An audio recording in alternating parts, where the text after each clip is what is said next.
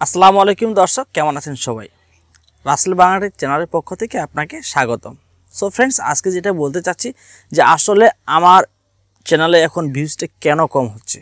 অর্থাৎ আমার মতো অনেক ইউটিউবার আছে যাদের চ্যানেলে ভিউজটা অনেক কমে গেছে। দেখা যাচ্ছে তার চ্যানেলে সাবস্ক্রাইবার 50,000, 1 লক্ষ বা 20,000 এরকম সাবস্ক্রাইবার, কিন্তু অনেক বেশি, কিন্তু দেখা যাচ্ছে তার চ্যানেলে যে ভিডিও আপলোড হচ্ছে ইদানিং ভিউজটা অনেক কম, অর্থাৎ ইমপ্রেশন হচ্ছে না। তো ভিউয়ার্স, কী কারণে এটা হচ্ছে আমি যেটা বুঝতে পেরেছি সেটাই আপনাদের মাঝে শেয়ার করার চেষ্টা করতেছি। তো চলুন শুরু করা যাক। আমি বুঝতে পেরেছি যে আমার যে বর্তমান যে ভিডিওগুলো, অর্থাৎ ইউটিউব রিলেটেড যে ভিডিওগুলো আপলোড করতেছি এখন আমি, এই ভিডিওগুলোতে কিন্তু আমার ভিউজ অনেক কম। তো এটা হওয়ার কারণ হচ্ছে আমি যখন চ্যানেলটা ক্রিয়েট করি তখন আপনি যদি আমার চ্যানেলটা ঘুরে আসেন, আমি আপনাকে রিকোয়েস্ট করব আপনি 1 মিনিট সময় নিয়ে আমার চ্যানেলটাতে ঘুরে আসবেন এবং কি দেখবেন যে সবার প্রথমে যে ভিডিওগুলো আমি আপলোড করেছিলাম ওই ভিডিওগুলোতে ভিউজের সংখ্যা খুবই কম, 10টা 12টা 15টা ঠিক এরকম।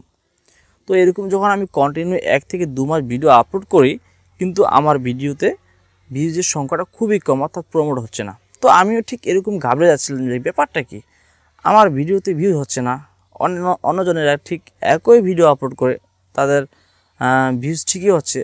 তো টেনশনে পড়ে গেছিলাম। তো ঠিক এরকম করতে করতে ভালো আমার ক্যাটাগরিটা চেঞ্জ করতে হবে। তো ঠিক আমি তখন একটি নিউজ পেলাম, অবশ্যই আপনারা জানেন যারা বাংলাদেশের অডিয়েন্স।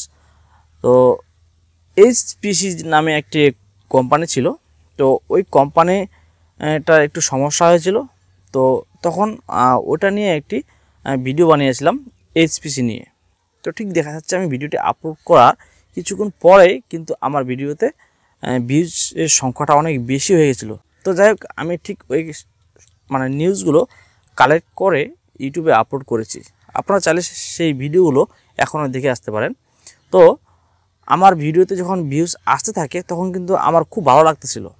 তখন আমি কি করলাম যে না, অন্য ক্যাটাগরির ভিডিও আপলোড করব না, জাস্ট এইচপিসি নিয়ে, অর্থাৎ মেক মানি অনলাইন নিয়ে যে সাইটগুলো রয়েছে, তো এগুলোর উপরে আমি তখন ভিডিও আপলোড করতাম। অর্থাৎ এইচপিসি নিয়ে নিউজটা আপলোড করতেছিলাম, তখন এইচপিসি থেকে পেমেন্টটা বন্ধ করে দিয়েছিল।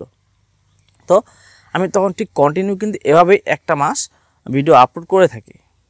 তো দেখা যাচ্ছে যে আমার এইচপিসি থেকেই কিন্তু যে আমার অডিয়েন্সগুলো ছিল তারাই আমার চ্যানেলটাকে সাবস্ক্রাইব করে 1 মাসের মধ্যেই প্রায় আমার 1000 সাবস্ক্রাইবার প্লাস হয়ে গেছিলো। তো ভিউয়ার্স, এটাই হচ্ছে আপনার চ্যানেলের ক্যাটাগরি কোনটা হবে এটা আপনি একটু বেছে নিতে হবে। তো দেখা গেল যে এইচপিসি তো কিছুদিন পর বন্ধ হয়ে গেল। তারপরে আমি কি করলাম, রিং আইডি নিয়ে ভিডিও আপলোড করা শুরু করলাম। তো রিং আইডি নিয়ে ভিডিও আপলোড করতেছি, ঠিক একই আমি সাকসেসফুল যে এইচপিসিতে যেরকমটা আমি অডিয়েন্স পাচ্ছিলাম, রিং আইডিতেও ঠিক একরকম অডিয়েন্সগুলো আমি পাচ্ছিলাম। তো রিং আইডিও যখন স্ক্যাম করলো, অর্থাৎ আর পেমেন্ট করছে না, তো সবাই যখন বিরক্ত হয়ে গেল যে রিং আইডি নিউজ কেউ দেখবে না, তো ডিসাইড করলাম রিং আইডি নিয়ে আমি আর কোনো ভিডিও আপলোড করব না। অর্থাৎ কোনো আপডেট খবর ছিল না, জাস্ট একটাই নিউজ রিং আইডি ফিরে আসবে, কিন্তু আসছিল না। তো যার কারণে আমি রিং আইডি নিয়েও ভিডিও আপলোড করা বন্ধ করে দিই। এরপর থেকে আমি অন্য ক্যাটাগরি ভিডিও আপলোড করা শুরু করি, কিন্তু ভিডিওতে ঠিক একটা ভিউজ আনতে পারছিলাম না। তো আবারও আমি থমকে গেলাম। তো এখন কি বিষয়ের উপর আমি ভিডিও আপলোড করব। তো এখন পরে চিন্তা ভাবনা করলাম যে না, আমার তো চ্যানেলটা ক্যাটাগরি হচ্ছে মেক মানি অনলাইন, তো কি বিষয়ের উপর এখন ভিডিও আপলোড করা যায়।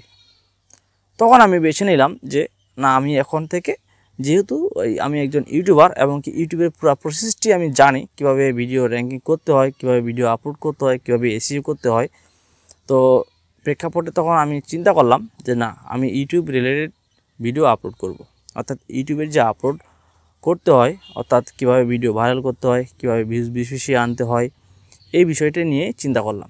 তো এখন থেকে কিন্তু আমি এই পর্যন্তই, গত মাস থেকে শুরু করে এ পর্যন্ত কয়েকটা ভিডিও আপলোড করেছি ইউটিউব রিলেটেড। তো ভিউয়ার্স, এখন দেখুন আমার যে ইউটিউব রিলেটেড যে ভিডিওগুলো, এগুলাতে কিন্তু ভিউজ খুবই কম।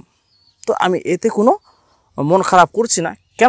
কেন করছি না, যে আমার অডিয়েন্সগুলো ছিল এইচপিসি মেম্বার। এবং কি তার পরবর্তী অডিয়েন্সগুলো ছিল রিং আইডি মেম্বার। তো তারা তো হতাশাগ্রস্ত, অনেক টাকা ইনভেস্ট করে লস খেয়েছে। তো ওই অডিয়েন্সগুলো শুধু আমার চ্যানেলটা ভিজিট করেছিল রিং আইডির নিউজটি শোনার জন্য অথবা এসপিসি ওয়ার্ল্ডের নিউজটি শোনার জন্য। কিন্তু এখন আমি আপলোড করতেছি ইউটিউব রিলেটেড ভিডিও, আমার এখানে ইউটিউবের কোনো অডিয়েন্স নেই। তো আমি এখন থেকে যে অডিয়েন্সগুলো পাবো অর্থাৎ সাবস্ক্রাইবার করবে আমার চ্যানেলটা যারা, তারা কিন্তু অবশ্যই আমার ভিডিওগুলো দেখবে।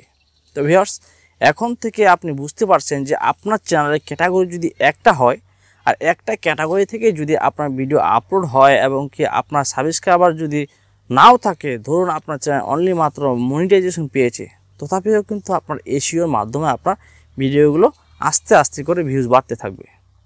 তো এই যে আমার ভিউজের সংখ্যাটা কমে গেছে, কারণটা নিশ্চয়ই বুঝতে পারছেন যে আমার অডিয়েন্সগুলো ছিল অনলি মাত্র SPC world express and ring ID থেকে, যার কারণে ইউটিউব রিলেটেড আমার কোনো অডিয়েন্স ছিল না এবং কি এর কারণেই কিন্তু আমার এখন ভিউজটা হচ্ছে না। তো ভিউয়ার্স, এখন থেকে আমি কন্টিনিউ ভিডিও আপলোড করব ইউটিউব আপডেটের উপর। আপনারা চোখ রাখবেন আমার এই রাসেল বাংলা টেক চ্যানেলের উপরে। তো ভিউয়ার্স, ভিডিওটি ভালো লাগলে একটি লাইক দিবেন আর আপনারা যথারীতিভাবে চেষ্টা করবেন চ্যানেলে একটা ক্যাটাগরি ভিডিও আপলোড করার। তো সো ফ্রেন্ডস, ধন্যবাদ সবাইকে, ভালো থাকবেন সবাই।